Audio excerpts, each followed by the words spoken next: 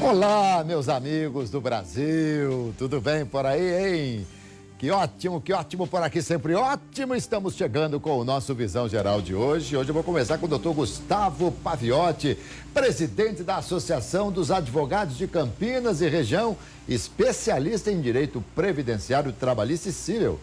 E ele é presidente de uma instituição muito forte, que é a Associação dos Advogados de Campinas e Região. Seja muito bem-vindo, doutor, tudo bem? Prazer recebê-lo aqui, viu? Prazer é nosso ser convidado. Paviotti.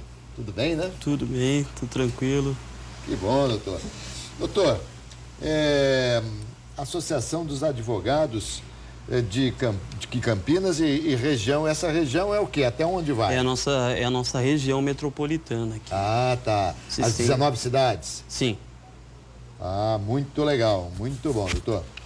Bom, nossa visão geral vai falar de assuntos pertinentes à associação, vamos falar sobretudo dessas reformas, a visão da associação acerca dessas reformas trabalhistas, mas nós vamos falar também aqui um pouquinho de futebol, mas não de bola rolando, nós vamos falar de paixão pelo futebol, e eu vou deixar meio em suspense para a gente conversar daqui a pouquinho. Deixa eu te identificar um bocadinho aqui, doutor. Doutor Gustavo Paviotti, formado em Direito na Unip, pós-graduado em Direito Previdenciário, pós-graduado em Direito Previdenciário na Faculdade Inesp, especialista nas áreas trabalhista, previdenciário e civil, presidente da Associação dos Advogados de Campinas e Região. E como é que está a nossa associação? Está cheia de dinheiro? Como é que ela está? Não, cheia de dinheiro ainda não está. Mas creio que até o ano que vem aí as contas estarão em ordem. Muito bom, muito bom. A associação foi fundada em 1971.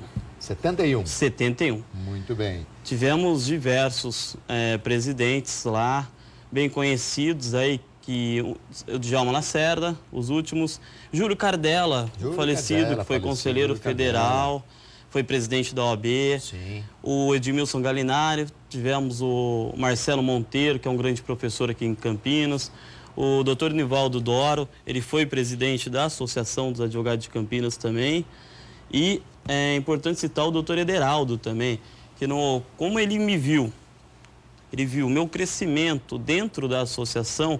Crescimento não é o crescimento de trabalho, sim, mas o crescimento, passei minha infância, minha juventude lá dentro, porque meu pai desde pequeno me levava lá no Parque Itália, que fica em frente ao Mário Gatti. Sim. Tinha o jogo de futebol, tinha o cachorro quente lá, e eu sempre ia para comer o cachorro quente e brincar no parquinho que tinha atrás. Com isso surgiu esse amor aí para poder trabalhar e dedicar pela associação, né? O endereço da associação é exatamente qual? A rua?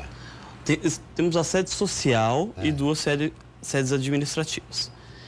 A sede social fica na rua Nazaré Paulista, 880, Chácara da Barra. Fica perto do Shopping Guatemi, ao lado dos sindicatos bancários do Clube da Leite. Fica no meio ali. E a sede social? Sim, sede própria da associação.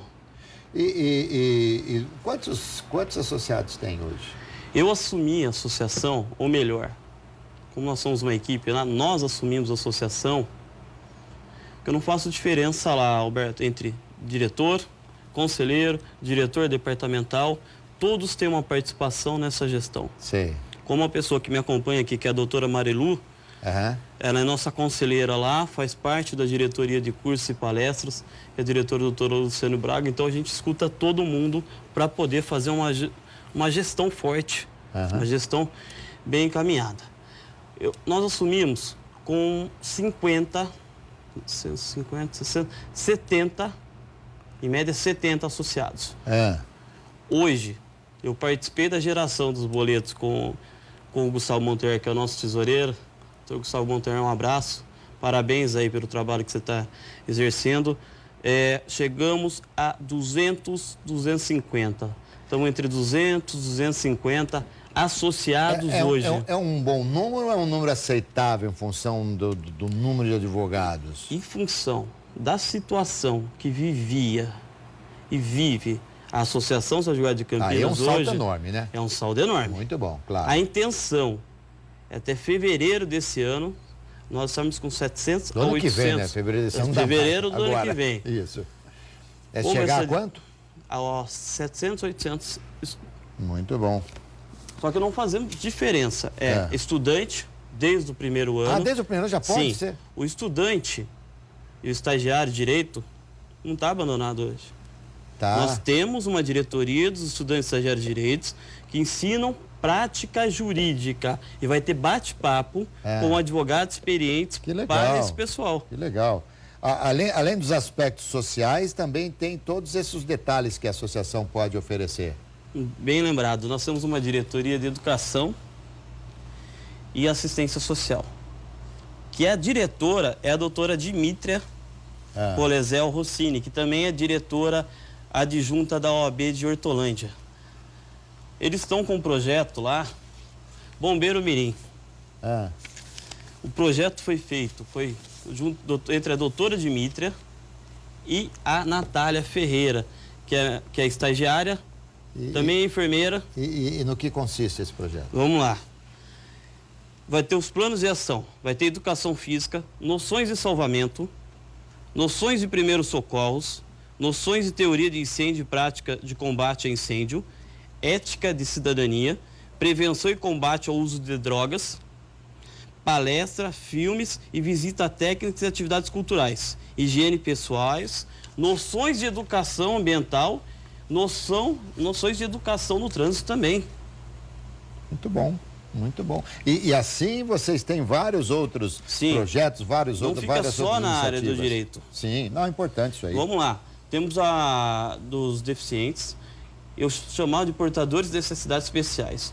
O doutor Saulo Nessa brigou tanto comigo que ele falou que tem que ser diretoria departamental dos deficientes. Nós somos deficientes, não somos portadores de necessidades especiais. Somos deficientes assumidos. Temos um problema, estamos lutando para sobreviver. E ele tem um problema. É a nova nomenclatura hoje que se fala, pessoas com deficiência. Sim, sim. E também o de proteção dos animais, que é a doutora Priscila Leal, que vem fazendo um excelente trabalho, mas ela não ela não comenta o trabalho que ela faz, ela não gosta, não acho que é desnecessário ficar contando o que essa diretoria faz, mas eu vou contar, doutora Priscila. Essa diretoria, ela acompanha os casos de boletins de ocorrência, de denúncias contra os animais. É interessante. Bom, agora vamos então aqui vamos falar um bocadinho aqui da sua área mais específica, que é o direito previdenciário.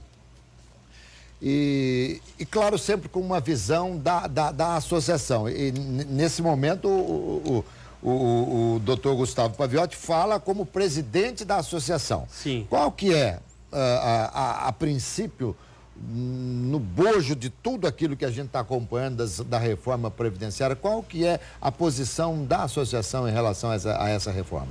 E na minha diretoria, eu sou um pouco dos mais duros lá para estar falando e para estar me posicionando.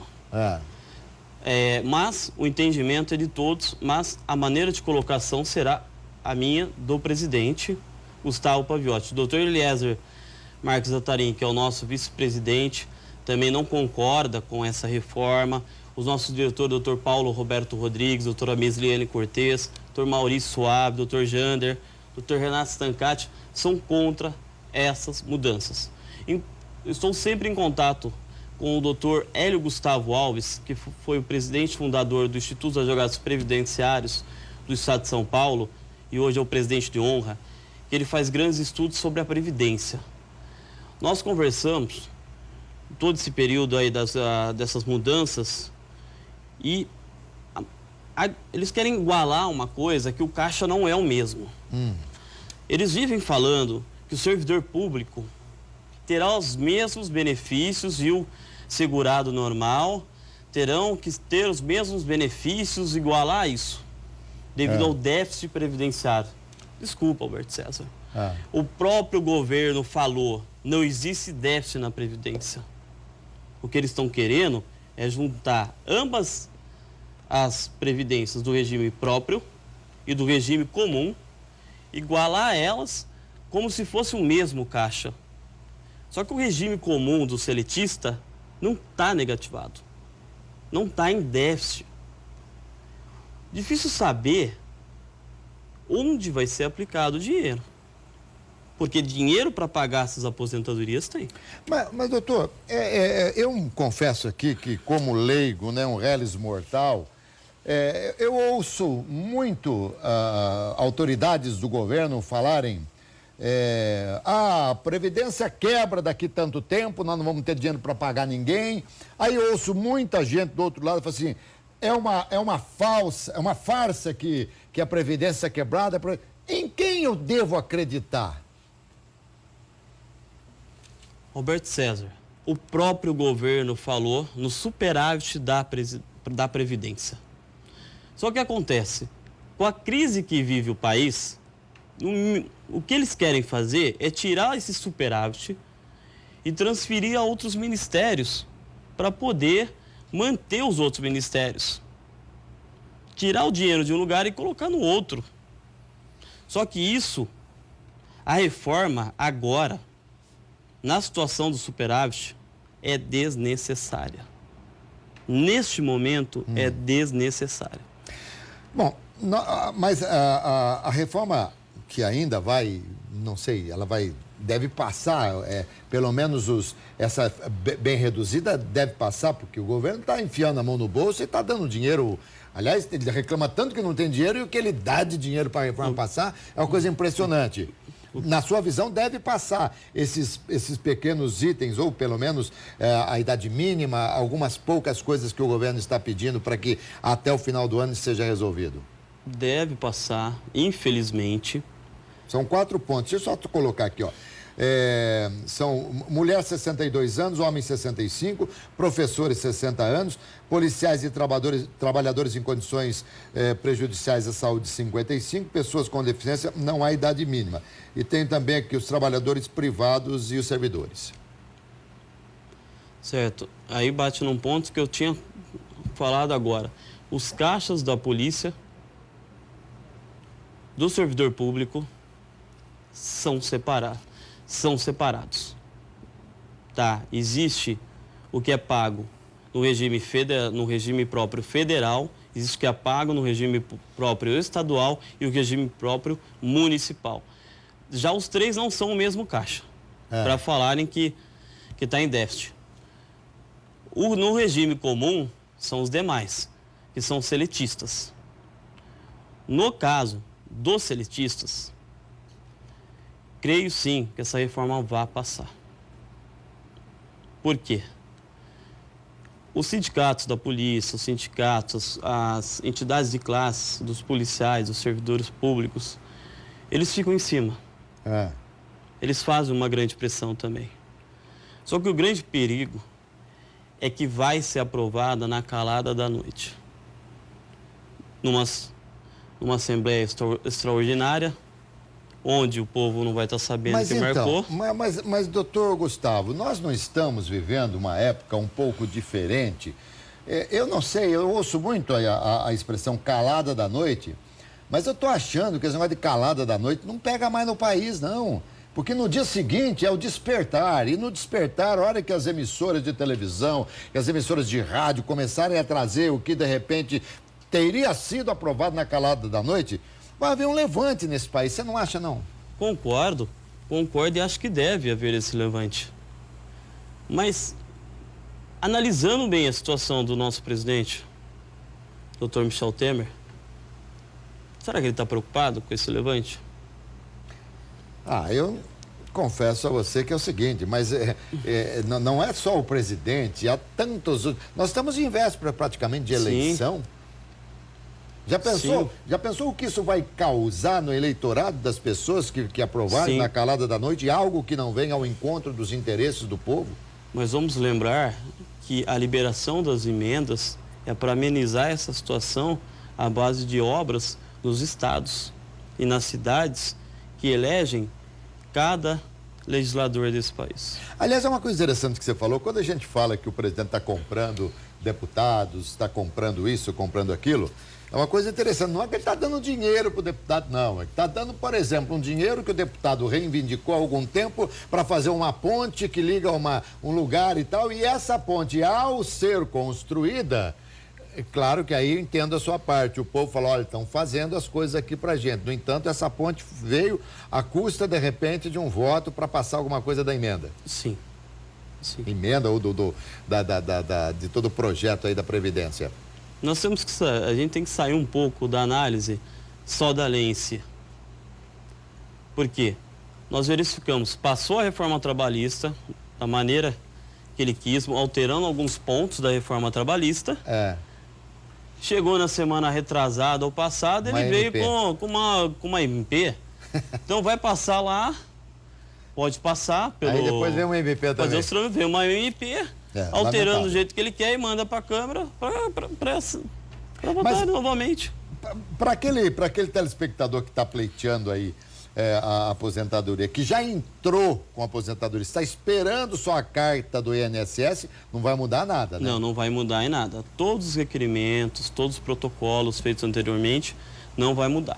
O que vai mudar é da data que tiver lá da entrada em vigor para frente. Tá. Só que vai ter regras de transição. Sim. Mas as regras de transição que a gente analisou há 6, 7 meses atrás já vão ser alteradas também. Eles estão cada vez alterando mais a lei. Mas isso está vindo um pouquinho mais na teoria. Essas alterações, não a mudança em si. A mudança em si arrebenta um bocadinho com a pessoa. Mas algumas alterações vêm para tentar reparar alguns erros que poderiam ser cometidos. Doutor, dá licença um bocadinho aqui. Conversando aqui com o doutor Gustavo Paviotti, que é o presidente da Associação dos Advogados de Campinas. Voltamos e estamos aqui com o doutor Gustavo Paviotti falando sobre Previdência, falando um pouquinho da Associação dos Advogados, e vou falar com um assunto muito legal daqui a pouquinho. Eu sei que mexe com o coração do doutor Gustavo, mas é importante que vocês conheçam um pouquinho da história do pai do doutor Gustavo Paviotti. Doutor, me diga uma coisa, vamos supor, passou, sei lá, estão valendo as novas regras e tal. O trabalhador, ele tem que trabalhar no mínimo 15 anos para começar a pensar em ter algum direito, é isso? Hoje sim. Hoje sim, mas e com a nova? Hoje tem que ter, se for por idade, 60 anos mulher de idade e 15 anos de contribuição. Se for o homem, 65 anos de idade e 15 anos de contribuição, se for uma aposentadoria por idade. Se for por tempo de contribuição, é 35 anos de contribuições o homem e 30 anos de contribuição a mulher. Tá. Podendo se utilizar um período rural, que ele trabalhou na roça, e o período que ele trabalhou em área insalubre, se constar no PPP dele, que é o papel que é entregue pela empresa no momento da rescisão, ou a pedido no momento da aposentadoria, que são obrigados a entregar, soma-se mais um período, hoje. E o servidor público? No caso do servidor, cada regime próprio é diferenciado. O regime do Estado de São Paulo é diferente do regime municipal de Campinas. Ah, tá. Então, a diferenciação. A diferenciação entre os regimes. Muito bem.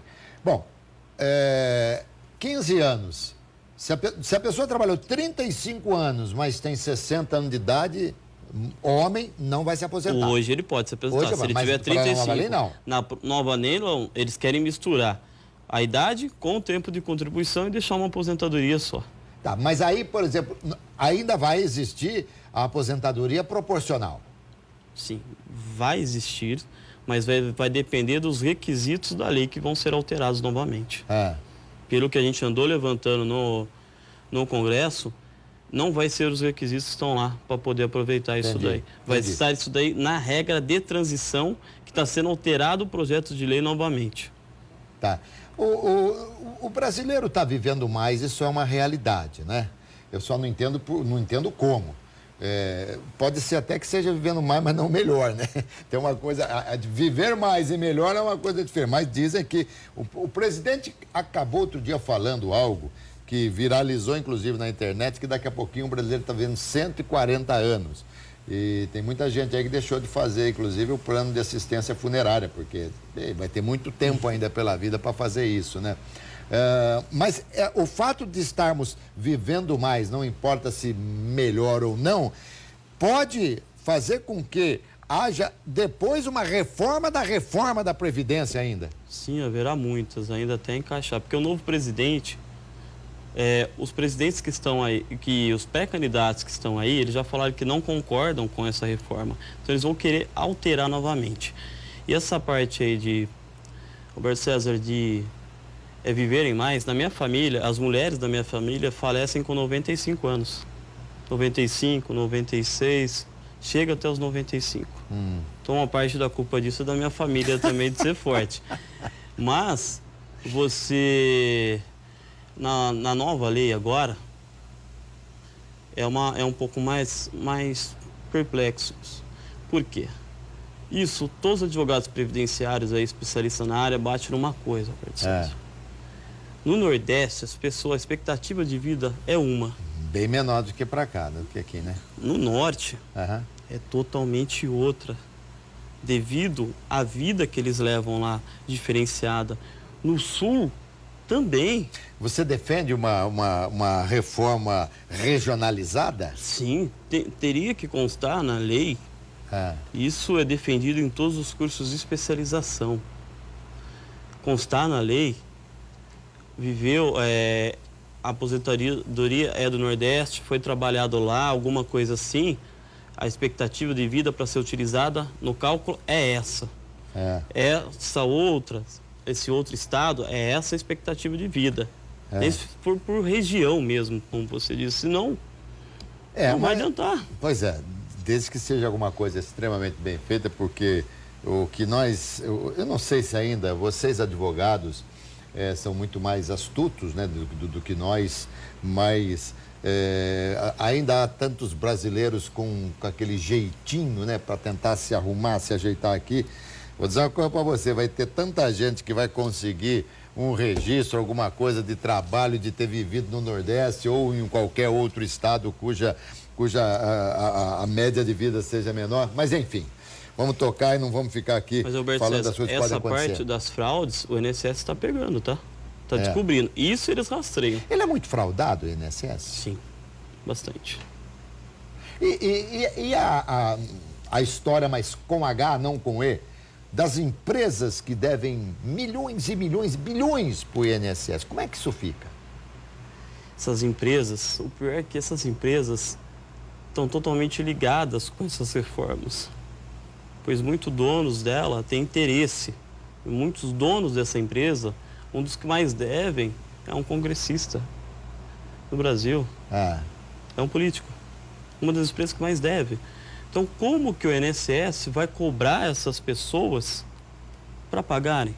Mas a reforma fala, o que a reforma fala dos devedores? A reforma, ela não fala diretamente. Mas mesmo se falar, não tem o papo na língua. Vão fechar os olhos e vão continuar deixando passar. É mais fácil cobrar do pequeno aqui do que o grande. Sempre foi assim. Isso não vai mudar na lei, infelizmente. É triste, né? Realmente é uma constatação muito triste, porque a expectativa que nós temos de que toda e qualquer reforma é para trazer um benefício para a nação. Mas me parece que aí, por tudo que se fala, ela vai atender, de repente, a interesses particulares, o que realmente não é objetivo e não é por isso, e não é para isso que a gente tem constituído os nossos defensores, os legisladores, para poder fazer, para poder nos avaliar, né? De repente, dar lá o seu voto, enfim. Mas, vamos lá. A aposentadoria rural hoje, ela é para 55 anos. Sim, se você trabalhou só no rural, 55 anos para a mulher e 60 anos para os homens. Quando a gente fala trabalhar só no rural, é o quê? É o cara que vai carpir, é o cara que vai colher cana, é o cara, enfim, é esse trabalhador? É esse trabalhador. Mas o cara que tem, por exemplo, numa fazenda, o cara tem uma fazenda, ele é registrado na fazenda como, sei lá, um funcionário da fazenda que vai ordenhar o gado, essa coisa toda. E ele é um trabalhador rural? Um caseiro. Um caseiro. Ele é trabalhador rural? Caseiro. Sim, ele é um trabalhador rural. Se onde ele está atuando é uma área rural, a fazenda, a atividade dela é rural, tem que provar, o advogado tem que provar que essa atividade é rural, é prejudicial à saúde, porque ele fica exposto Há agentes agressivos também na área rural. Não importa se seja um trabalho mais duro ou menos duro, é da área rural. A empresa está na área rural, é da área rural. Sim, se a função dele for uma função rural, ele tem que ser... Então, com 55 anos, isso é para homem ou para mulher? 55 anos para mulher e 60 anos para homem na rural hoje. E a reforma vai igualar. Vai para 60 ou 65 homens, 60 mulher? Vai subir para a mulher, né? Para 62 anos. Sim, vai para né? subir, exatamente. Mulher vai 62 anos, o que é uma coisa extremamente errada. Ou iguala, porque lutaram por direitos iguais, só que temos que ver o seguinte, que não seria o certo, e também não é uma discriminação. A mulher, todos sabem que tem 2 períodos. O período que está no trabalho e o período que está em casa cuidando da família. O período que está no trabalho, no período que está no trabalho maior ainda. Sim. Que está em casa cuidando da família, cuidando da casa, que ainda existe alguns homens machistas que não dividem esse trabalho ainda, né, Alberto César? Então, e fica difícil você querer que ela trabalhe 2 anos a mais com tudo isso que ela já faz na vida dela. Temos que levar em conta tudo isso. Mas nós levamos em conta, mas parece que o governo não leva, né? O governo não leva em conta, não adianta, não é essa gestão... não é outra, a visão é diferenciada, né? E a mulher vive mais que o homem, né? A mulher vive mais que o homem. A mulher vive mais que o homem, por uma série de razões. E interessante que, vez ou outra, a gente escuta alguém fazer um cadastro, alguma coisa, uma mulher, e ao ser questionado de qual empresa que trabalha, não, eu sou do lar, eu cuido da casa, tal. Ah, a senhora não trabalha. Dá vontade de parar o cadastro, né? Mas o governo até que entende que existe essa função, porque ele permite que a dona de casa recolha como facultativa, né? Para poder se aposentar mais para frente. Então ele chega a reconhecer isso, mas chega na lei, ele aumenta mais um pouco a idade dela. Doutor Gustavo, vou chamar o intervalo, volto já já. Na sequência vamos falar sobre a recuperação da associação e vamos falar um pouquinho do seu Nelson Paviotti, que mora lá no condomínio Paraíso, que fica no céu, tá bom? De volta aqui com o doutor Gustavo Paviotti, presidente da Associação dos Advogados de Campinas e região. E nesse bloco a gente vai falar um bocadinho do doutor Nelson Paviotti, mas eu queria que você antes me falasse um pouquinho sobre o projeto de recuperação da associação. Quando essa gestão assumiu, nós tínhamos total consciência que existia credores na associação. Só que sabíamos que a melhor forma de se resolver o problema é a base do trabalho, a base de grades. Grades de cursos, de palestras, de eventos, para poder pagar esses credores, que é a intenção dessa gestão. Não digo intenção da diretoria, a intenção da diretoria, do Conselho Deliberativo, do Conselho Fiscal.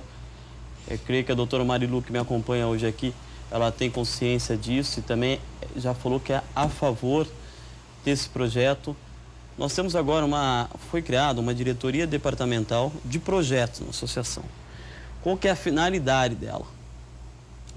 É a recuperação da associação, uma recuperação judicial? Não. É uma recuperação da sua força, é uma recuperação das suas finanças e é uma recuperação das prerrogativas desses associados, que com a associação fraca, ela continua em aberto, continua nula. Com isso, nós convidamos o doutor Marcos Benassi, que é um advogado com mais de 30 anos aqui em Campinas, para ser diretor de prerrogativas aqui na nossa gestão, na Associação dos Advogados de Campinas e região. E foi uma diretoria que demoramos mais para indicar. Que procurávamos um advogado experiente, que tivesse conhecimentos prerrogativos, conhecimentos de ética e conhecimentos da lei do dia a dia e uma experiência de vida na profissão. E por quanto tempo é a gestão, seu mandato? 3 anos. 3 anos. Você está nele há?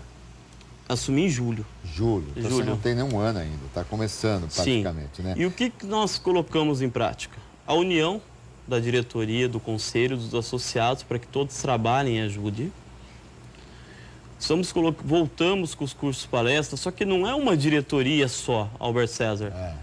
Temos que ir pensando em enfoque. O advogado, existe advogados iniciantes, existe estudantes estagiários de direito, futuros advogados, existem advogados mais experientes. Com isso, nós teremos cursos para esse direcionamento da recuperação. Automaticamente, quando você faz uma recuperação, você pensa, vamos recuperar a associação. Não. Nós vamos recuperar a associação com projetos definitivos e que vão continuar funcionando depois dela recuperada. Muito bem. Não é uma recuperação temporária. Doutor, deixa eu mostrar essa foto aqui, ó. Por favor, Cezinha, coloca aqui, ó. Deixa eu pôr aqui, opa. Pronto, salvar a imagem, ok, tudo ok. Ó, nós estamos vendo aqui, que dá o reflexo, agora melhorou. O Dr. Nelson Paviotti. Ele recebeu um título da FIFA. Qual é o título que ele recebeu? Ele foi eleito um dos torcedores mais fanáticos do mundo. Um dos torcedores mais fanáticos do mundo. Sim, e a última viagem que nós fizemos junto em família, foi eu, ele, minha mãe. Minha irmã estava trabalhando, nós fomos para a Suíça. Para ele conhecer o Museu da FIFA. Zurique. E verificar a homenagem. E verificar qual foi a homenagem recebida lá no museu. E novamente ele foi homenageado lá, festejaram, conversaram com ele. E foi a última viagem que nós fizemos junto, foi para a FIFA, para ele ver a homenagem. Eu tentei colocar de novo aqui, que nós estamos em tempo real, né? E aí o celular não para, né? Fica o tempo todo, né? E aí ele recebeu essa homenagem. E aqui em Campinas, qual que era o time do coração dele? Era Ponte Preta. Ponte Preta. Ele também fez uma promessa para a Ponte subir da segunda divisão para a primeira. Até apareceu numa foto, num jornal aqui da região, ajoelhado numa bola, fazendo essa promessa. Mas ele sempre teve um grande respeito pela torcida do Guarani, pelo Verde, pelos amigos que tinham lá, pelo nosso ex-presidente, Dr. Orley Santana, que é um advogado também. Orley Sena, que é um advogado também, amigo dele de anos. E agora, por exemplo, você está tentando... A federação aqui, a CBF aqui, não reconhece isso? Alguns amigos meus fizeram contato na CBF, são de um time de futebol aqui da região, e a CBF falou que não tem conhecimento sobre essa homenagem ainda. A FIFA faz, a CBF não tem conhecimento? Não tem conhecimento. Então, aí estamos tentando aí, com grupos de amigos, trazer. Agora, eu deixo claro, é um filho falando do pai, que também era advogado, um excelente advogado na área trabalhista, não é mais o presidente da associação nesse pequeno momento aqui, pessoal. Sim, claro. É o Gustavo, filho do Nelson Paviotti, falando sobre a homenagem dele. E deixa eu fazer uma pergunta para você. Você, enquanto filho, você me disse que pretende fazer um museu de todas as coisas do Nelson. Eu só não.